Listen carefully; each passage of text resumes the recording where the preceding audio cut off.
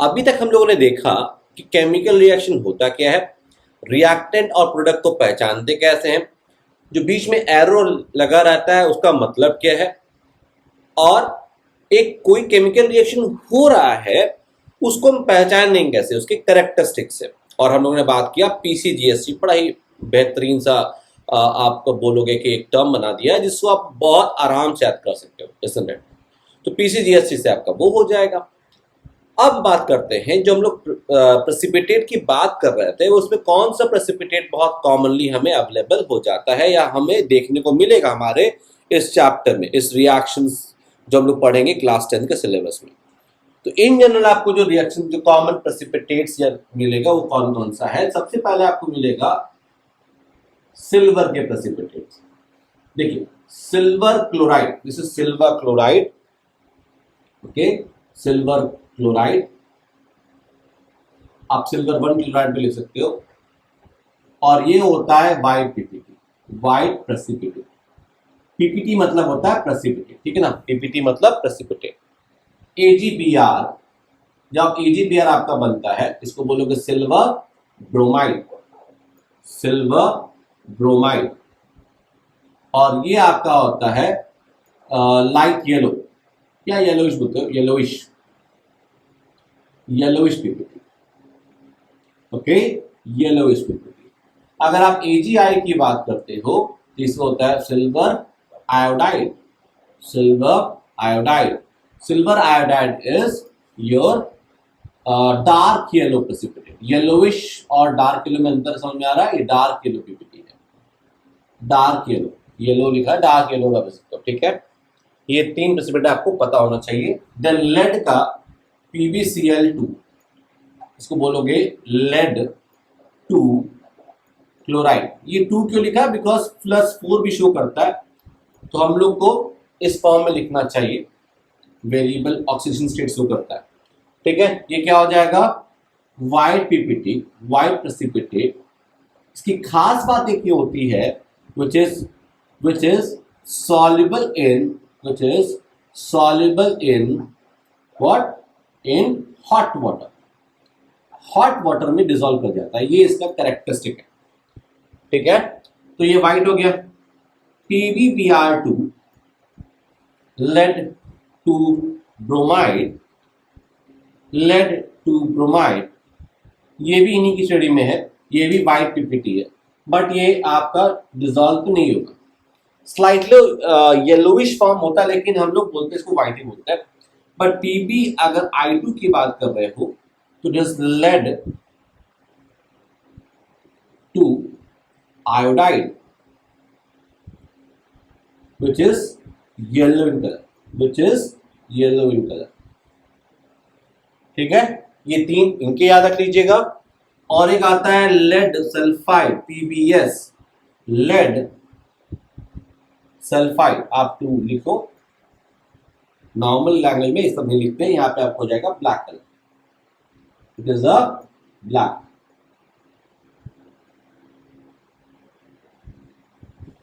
Okay. तो ये हमें याद हो जाना चाहिए क्या क्या है। और क्या है, एनसीईआरटी में और भी दिया होगा, barium sulphate, it is barium BARIUM sulphate, SULPHATE, sulphate, which is white in color, okay. तो इतना आपको ऐसे याद होना चाहिए। और कोई है, हाँ और भी है, हमें याद होना चाहिए। फॉर एग्जाम्पल जैसे ICSE कोर्स में है हाइड्रोक्साइड्स में, जैसे ferrous hydroxide, FeOH is ferrous hydroxide, also called as iron 2 hydroxide. Now this is dirty green precipitate, zinc hydroxide, okay, and aluminium hydroxide, ये 2 बड़े इंपॉर्टेंट है। बोथ आर, इसका नाम लिख लेते हैं, zinc hydroxide and aluminium hydroxide, zinc hydroxide, aluminium hydroxide. Zinc hydroxide के लिए क्या होगा? It is both are actually white gelatinous precipitate, they are white gelatinous precipitate, मतलब जेली लाइक, ठीक है, they are basically jelly form जैसा बनता चला जाएगा, they are jelly like precipitate, okay. So बड़ी वेरी इंपॉर्टेंट, बहुत इंपॉर्टेंट है ये। अभी हम लोग बात करेंगे ये इम्पॉर्टेंट होते हैं एंड सो ऑन, लेकिन अभी जैसे फॉर एग्जांपल फेरिक हाइड्रोक्साइड, क्या हो जाएगा? Ferric hydroxide. ये कैसे यूज करना है वो अभी बस आप रुक जाइए, आपको समझ में आ जाएगा कि ये चीज हम लोग क्यों लिख रहे हैं, भाई क्या जरूरत है इसका, तो अभी समझ में आपको आ जाएगा। इट इज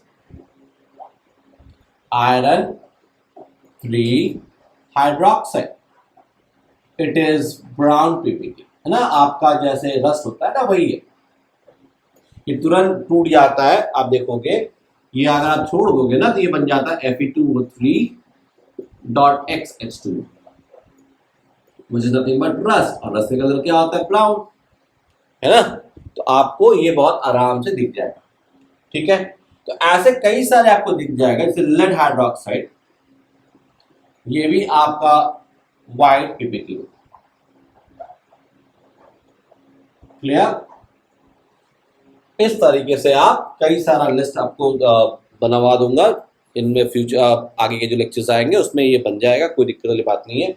बट इंपॉर्टेंट है, जब हम लोग बात करेंगे डबल डिस्प्लेसमेंट रिएक्शन का तो इसको हम लोग और अच्छे से टेकअप करेंगे। तो यहाँ पर अभी हम लोग ये क्यों लिखे हैं, क्या इसका मतलब है, तो जरा देखते हैं ऑब्जर्वेशन बेस्ड क्वेश्चन को कैसे अटैक करते हैं अभी तक जितना हम लोग लिखा है, ओके। तो मान लीजिए आपसे पूछा जा रहा है, सिंपल पूछा जा रहा है, what do you observe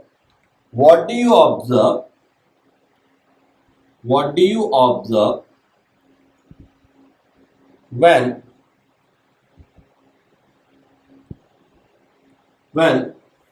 suppose बोला गया है small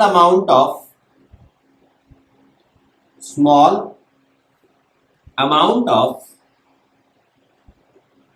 sodium sulfate is added to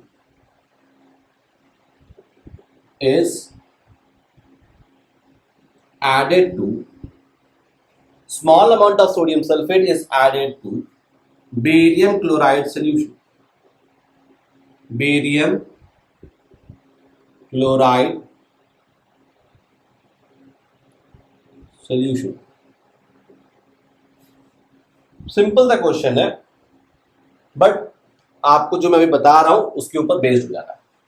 फिर समझिएगा, क्वेश्चन है कि आपको क्या ऑब्जर्वेशन, आप क्या ऑब्जर्वेशन लिखोगे या क्या ऑब्जर्व करोगे when some amount of sodium sulfate is added to barium chloride solution।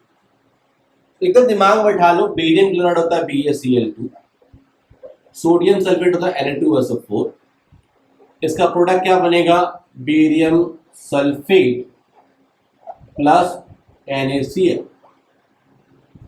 This is how we are going to balance it, ठीक। अब देखते ही समझ में आ जाएगा, देखो ये एक्वस है, ये मतलब ये सॉल्युबल होता है, ये भी एक्वस है, ये भी एक्वस है, पानी डल जाता है, पर ये व्हाइट पीपीटी होता है। अभी हम लोगों ने लिखा है जस्ट, है ना, बेरियम सल्फेट इज व्हाइट। तो व्हाट डू यू ऑब्जर्व, तो लिखेंगे हम लोग क्या, will write when small amount of sodium sulfate is added to barium chloride solution, a white precipitate of barium sulfate will be formed। a white precipitate बन रहा है, ठीक है ना, और ये आपका बेरियम सल्फेट होगा। आप सीधे लिखोगे कि barium sulphate is form, that is wrong, because ये आपका ऑब्जर्वेशन नहीं हो सकता। आप जो निकल रहा है वो उसका कलर बताओ पहले, उसके बाद बताओ कि ये क्या है, ठीक है। एंड सेकेंड स्टेप में आपको बैलेंस रिएक्शन फटाफट लिख देना। क्लियर, समझ में आ गया। एक और क्वेश्चन करते हैं। सपोज इसी तरह से क्वेश्चन गया, what do you observe when small या solution of, what do you observe when solution of Ki is added to lead nitrate solution. lead nitrate solution, lead 2 nitrate लिख दीजिए, कोई दिक्कत वाली बात नहीं है, ऐसे भी आप लिख सकते।